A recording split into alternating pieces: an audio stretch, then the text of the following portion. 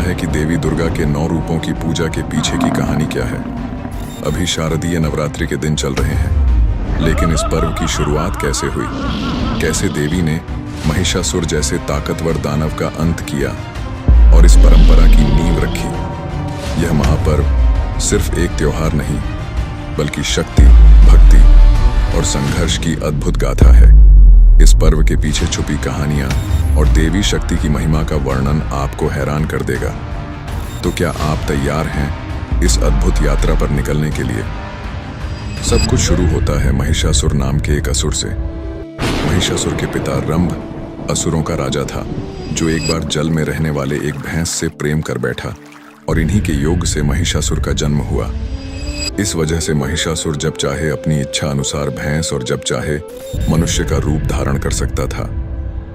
महिषासुर सृष्टि के कर्ता ब्रह्मा का महान भक्त था और ब्रह्मा जी ने उसे वरदान दिया था कि कोई भी देवता या दानव उस पर विजय प्राप्त नहीं कर सकता। महिषासुर बाद में स्वर्गलोक के देवताओं को सताने लगा और पृथ्वी पर भी अत्याचार मचाने लगा। उसने स्वर्ग पर एक बार अचानक आक्रमण किया और इंद्र को पराजित करके स्वर्ग पर कब्जा कर लिया और सभी देवताओं को वहां से खदेड़ दिया। देवता परेशान होकर त्रिमूर्ति ब्रह्मा, विष्णु और महेश के पास सहायता के लिए पहुंचे। सभी देवताओं ने मिलकर महिषासुर से युद्ध किया, परंतु वे हार गए। महिषासुर ने सूर्य, चंद्र, इंद्र, अग्नि, वायु, यम और वरुण जैसे सभी देवताओं के अधिकार छीन लिए और उन्हें धरती पर भटकने के लिए मजबूर कर दिया। इस बात पर भगवान विष्णु और भगवान शिव अत्यधिक क्रोध से भर गए। इसी समय ब्रह्मा, विष्णु और शिव के मुख से क्रोध के कारण एक महान तेज प्रकट हुआ। अन्य देवताओं के शरीर से भी एक तेजोमय शक्ति मिलकर उस तेज से एकाकार हो गई। यह तेजोमय शक्ति एक पहाड़ के समान थी। उसकी ज्वालाएं 10 दिशाओं में व्याप्त होने लगी। यह तेज पुंज सभी देवताओं के शरीर से प्रकट होने के कारण एक अलग ही स्वरूप लिए हुए था। इस तरह मां दुर्गा की उत्पत्ति हुई, जिनको देखकर पीड़ित देवताओं की प्रसन्नता का ठिकाना नहीं रहा। भगवान शिव ने त्रिशूल देवी को दिया। भगवान विष्णु ने भी सुदर्शन चक्र देवी को प्रदान किया। इसी प्रकार सभी देवताओं ने अनेक प्रकार के अस्त्र शस्त्र देवी के हाथों में सजा दी। इंद्र ने अपना वज्र और ऐरावत हाथी से उतारकर 1 घंटा देवी को दिया। सूर्य ने अपने रोमकूप और किरणों का तेज भरकर ढाल, तलवार और दिव्य सिंह को सवारी के लिए देवी दुर्गा को अर्पण कर दिया। विश्वकर्मा ने कई अभेद्य कवच और अस्त्र देकर मां दुर्गा को सभी प्रकार के बड़े छोटे अस्त्रों से शोभित किया। इस प्रकार देवी दुर्गा महिषासुर का वध करने के लिए युद्ध के लिए तैयार हुई। युद्ध के दौरान महिषासुर ने देखा कि एक विशाल रूपवान स्त्री अनेक भुजाओं वाली और अस्त्र शस्त्र से सजी हुई शेर पर बैठकर अट्टहास कर रही है।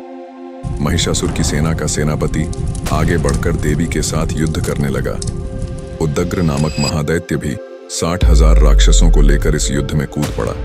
महानु नामक दैत्य 1 करोड़ सैनिकों के साथ, अशिलोमा दैत्य 5 करोड़ और वास्कल नामक राक्षस 60 लाख सैनिकों के साथ युद्ध में आ गए। सारे देवता इस महायुद्ध को बड़े कौतूहल से देख रहे थे। दानवों के सभी अचूक अस्त्र शस्त्र देवी के सामने बौने साबित हो रहे थे, लेकिन देवी भगवती अपने शस्त्रों से राक्षसों की सेना को मात देने लगी। महिषासुर ने विभिन्न रूप धारण किए, लेकिन देवी दुर्गा ने अपनी शक्ति और साहस से उसका सामना किया। देवी दुर्गा ने अपने विभिन्न अस्त्रों जैसे त्रिशूल, धनुष और खड्ग का उपयोग करते हुए महिषासुर को हराने का प्रयास किया। नवरात्रि के 9 दिनों तक देवी दुर्गा और महिषासुर के बीच महायुद्ध चला। 10वें दिन महामाया दुर्गा ने अंततः भगवान शिव के त्रिशूल से महिषासुर का वध कर दिया और इस प्रकार वह महिषासुर मर्दिनी कहलाई। 10वें दिन महिषासुर का वध करने की वजह से इस दिन को विजयदशमी के रूप में मनाया जाता है। नवरात्रि की दूसरी कथा के अनुसार शारदीय नवरात्रि की शुरुआत भगवान राम ने की थी। मर्यादा पुरुषोत्तम राम ने लंका पर विजय प्राप्त करने की आकांक्षा लेकर 9 दिनों तक लगातार समुद्र के किनारे अश्विन मास में मां दुर्गा के 9 रूपों की पूजा की थी। लंका युद्ध में विजय प्राप्ति के लिए ब्रह्मा जी ने श्री राम को चंडी देवी की पूजा की सलाह दी थी। उन्होंने भगवान श्री राम से कहा था कि चंडी देवी के पूजन में वह दुर्लभ 108 नील कमल का प्रयोग अवश्य करें। वहीं दूसरी ओर रावण ने भी अमृतत्व प्राप्ति के लिए चंडी मां की पूजा हेतु यज्ञ और पाठ का आयोजन किया। यह देखकर इंद्रदेव ने पवन देव के माध्यम से श्री राम को यह सूचना पहुंचाई, क्योंकि उन्हें चिंता थी कि अगर रावण चंडी देवी की कृपा प्राप्त कर लेता है तो वह अजय हो जाएगा। रावण को जब पता चला कि भगवान श्री राम भी चंडी यज्ञ कर रहे हैं तो उसने अपनी माया से भगवान श्री राम के पूजा में शामिल होने वाले नील कमल में से एक नील कमल चुरा लिया। जब यह बात श्री राम को पता चली तो उन्हें याद आया कि लोग उन्हें कमल नयन नवकांच लोचन कहते हैं।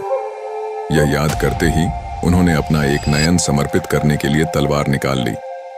तभी माता चंडी प्रकट हुई और कहा, मैं तुम्हारी भक्ति से बेहद प्रसन्न हूं और तुम्हें लंका पर विजय का आशीर्वाद देती हूं। इसी दौरान जब रावण चंडी पूजा कर रहा था तब हनुमान जी ने ब्राह्मण बालक का रूप धारण कर लिया और रावण की पूजा में शामिल हो गए।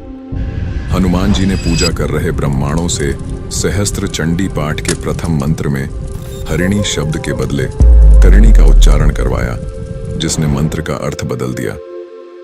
हरिणी का अर्थ होता है भक्त का कष्ट दूर करने वाली और करिणी का अर्थ होता है दुख और पीड़ा देने वाली।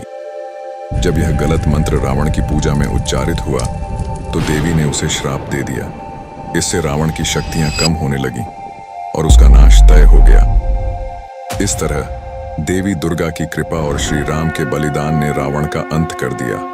हनुमान जी की चतुराई और श्री राम के समर्पण ने रावण को कमजोर किया और उसका अहंकार ही उसकी हार का कारण बना।